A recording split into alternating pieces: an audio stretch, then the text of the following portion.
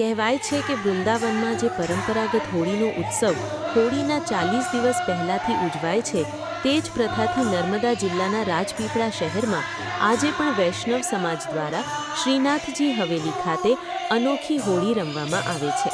એક માન્યતા મુજબ શ્રી કૃષ્ણએ 4 સખીઓનું વૃંદ બનાવી 40 દિવસ સુધી હોળી મનાવી હતી, જેમાં ચોથું એ આ પુષ્ટિમાર્ગીય વૈષ્ણવ સમાજ।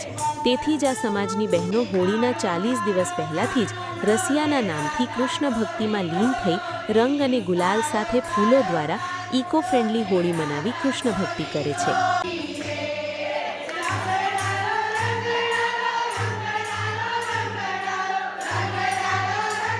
રસિયાએ શ્રી કૃષ્ણએ 4 વૃંદ સાથે આનંદ આપી અને સખીઓ સાથે ખેલ્યા હતા અને એમાંનું એક વૃંદ એટલે કે વૈષ્ણવનું વૃંદ અને એ વૈષ્ણવના વૃંદના ભાવથી અમે અહીંયા બધી બહેનો સાથે મળીને 40 દિવસ સુધી શ્રી કૃષ્ણના ભક્તિમય વાતાવરણમાં રંગાઈને રસ સ્વરૂપ શ્રી કૃષ્ણની સાથે સખ્ય ભક્તિથી એની આરાધના કરવા માટે રસિયાનો રોજ આનંદ લૂંટાવીએ છીએ।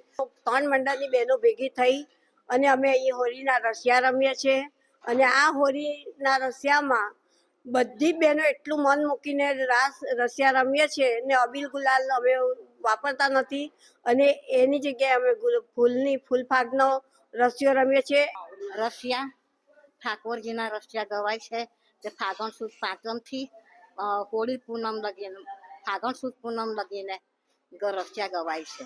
હોળી રસિયા એ ઠાકોરજી રસો વૈસો હોવાથી આપણે ઠાકોરજીને રસરૂપ જાણીને આપણે રસિયા ગઈએ છીએ।